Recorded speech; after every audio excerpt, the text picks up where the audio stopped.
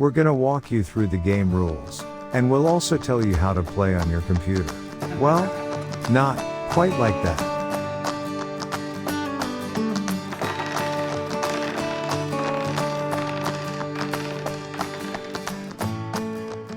Hello, and welcome to our How to Play DOSE video, where we'll explain the game rules and how to use our new web-based version of the game.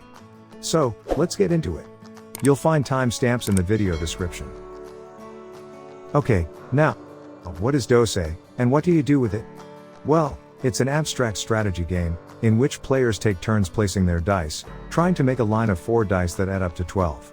The line can be horizontal, vertical, or diagonal. It has to be 4 dice. Always. The line can be made up of 4 of your own dice. Or, 3 of yours in a row, and 1 of your opponent's at either end. And that's it really. That's how to win at DOSE. What if neither player is able to make a winning line? Then it's a draw. A draw also occurs when 2 winning lines are created simultaneously. With the same die, 1 line for each player. At the end of each round, you have to score some points. The player with the most points wins. Now, let's get to the good part, and what makes this game striking. The marker and the blocker. The marker lets you know which die you played last. What it does, is it indicates a no-play zone for your next turn, meaning you can't place your next numbered die in any space adjacent to your own marker. The blocker does exactly what the name suggests. It takes a space off the grid for that round. It doesn't count as 0, nor can you count past it. It is like doing this on the grid. All lines stop there. I hope that's clear.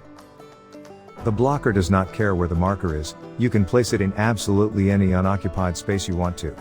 Also, and this is important, it doesn't count as a turn, so you play your numbered die right after placing your blocker. Just make sure you play your blocker before the numbered die.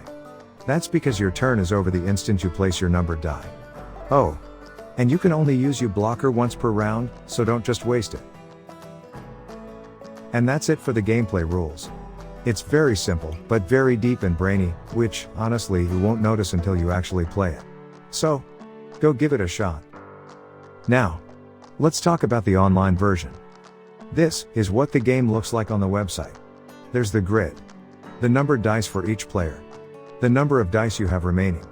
The blockers. The markers. The players' names. The score. The round history.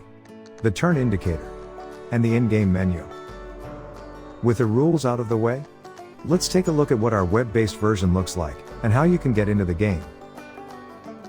This is the main menu. And when you click on play, it shows you 2 options. Local and online. Don't be scared by what hot seat means.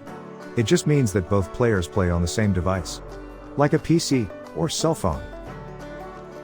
In the local option, you'll see each player can have their own name. Just type it in. You also have the option of playing either a single game of 1 round, or a match, which is 4 rounds. After selecting your game type, click on Roll the Dice, to determine who the first player will be. The highest roll goes first. Click Start and enjoy. If you click the online option, the game will connect and take you to a lobby. Here you can see the automatically generated nickname. And here you can also see how many people are currently online playing. This time, when you click on Single, Match, or Any, the game will start looking for a game of that type for you. Any just means that it'll look for either single or match, whatever comes up first. When a game is found, you'll be prompted to accept the challenge. Once both players have accepted, you'll be redirected to the roll of the dice to determine who goes first. And then, onto the game. You can also invite players by typing their nickname in the box. Select the type of game you want to play, and wait for them to accept. And after the first player is chosen, you'll be taken to the game. Now, let me tell you how to move your dice in the game. Just click on the dice you want to use. Then click again to drop it in the space you chose. If, by any chance, you clicked on the wrong die, or you just changed your mind, you can either right-click anywhere, or click over the area where the die was. And that's going to wrap up this video. Like and share if you enjoyed it. And don't forget to visit our webpage, smartiguanagames.com, to try out our beta version for free. Thanks for watching, and we hope to see you in the game.